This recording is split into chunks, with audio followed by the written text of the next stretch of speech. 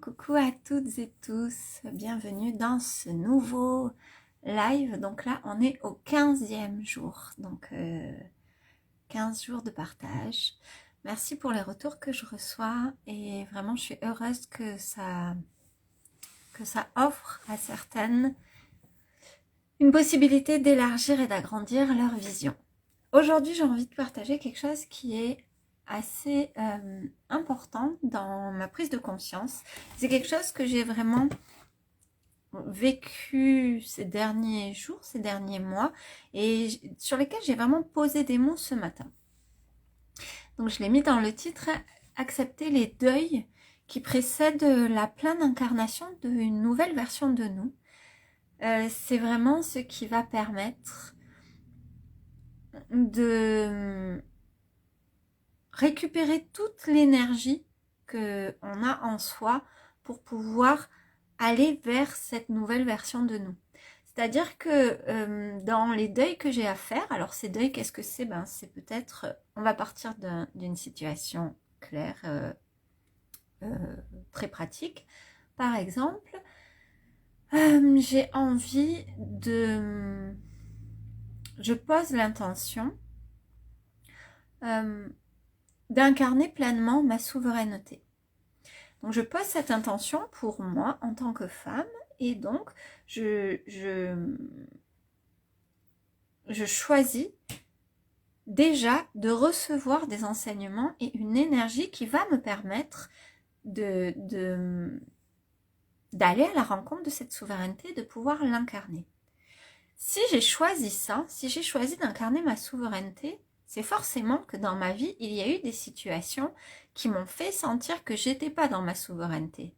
Si j'ai senti ces situations, c'est parce que sur mon chemin, j'ai aussi mis des choses en place qui ont fait que j'ai laissé mon pouvoir personnel à d'autres, que j'ai laissé le choix à l'autre de comme venir complètement impacter mes propres choix, où j'ai fait des non-choix, voilà, comme des choix qui font que c'est pas en lien, c'est pas aligné avec moi.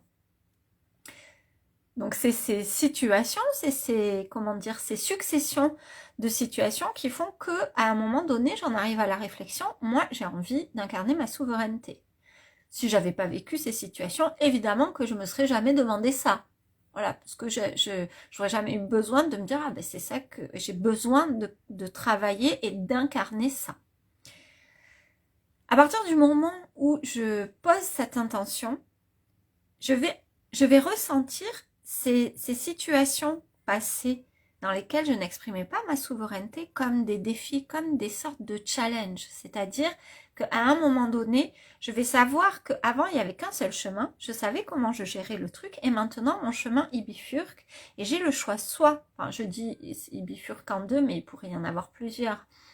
Mais soit, coucou Natacha, hello, hello, j'espère que tu vas bien. Je parle de souveraineté et de vraiment accepter ces fameux deuils pour incarner pleinement la nouvelle version de soi. Donc à partir du moment où j'ai conscientisé que je vais faire ça, dans des situations qui jusque-là venaient comme titiller ma souveraineté, eh bien justement je me retrouvais, coucou Natacha, ça me fait super plaisir de te voir là. Là, je prends conscience qu'avant, j'avais un chemin tout droit et puis là, j'ai comme un chemin qui s'ouvre en deux avec la possibilité de refaire comme avant et donc de ne pas être aligné avec mon intention actuelle pour l'exemple donc d'incarner pleinement ma souveraineté ou de vivre une nouvelle façon de faire. Et peut-être cette situation, ça pourrait être dire non pour se dire oui à soi, dire non à quelqu'un. Mais ce quelqu'un, il n'est pas habitué à ce que je lui dise non, puisque jusque-là, j'avais jamais fonctionné comme ça. Donc, je vais aller à la rencontre en moi de cette peur peut-être de ne plus être reconnue, de cette peur de ne plus être aimée, de cette peur de ne plus être acceptée, voilà, de cette peur de ne plus appartenir à des valeurs communes avec d'autres personnes. Donc, si je reviens dans cette peur, C'est comme si ces fils énergétiques qui me relient à ces anciens chemins, à ces anciens schémas, eh bien, ils me freinent, je me traîne des sortes de grandes lignes de pêche avec au bout plein de trucs et au fur et à mesure que j'avance, c'est comme si j'ai le sentiment un peu, comment dire, de ramer, d'avancer avec difficulté.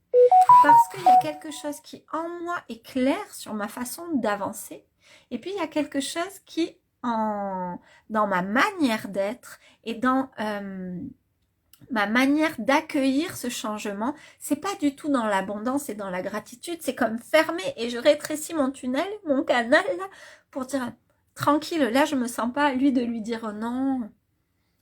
Et donc, il y a ce truc, cet équilibre à trouver entre j'ai envie vraiment de m'ouvrir à cette nouvelle version et j'ai aussi besoin de traverser en moi toutes les vagues émotionnelles, toutes les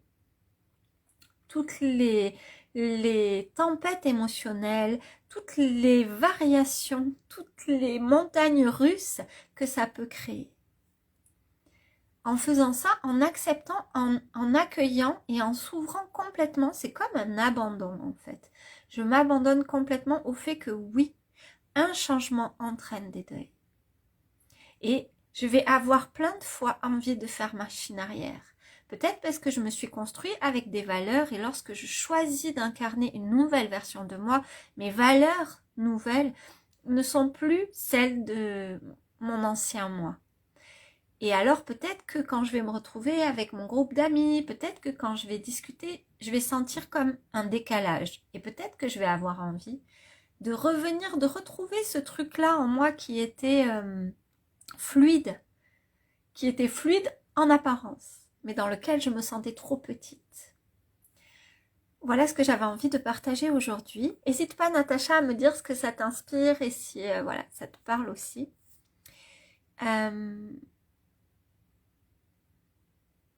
C'est vraiment important de pouvoir être prête lorsque l'on passe une intention de télécharger, d'incarner une nouvelle version de nous, être prête à le temps de cette transformation, accepter qu'il y ait des pertes, accepter qu'il y ait des deuils à faire.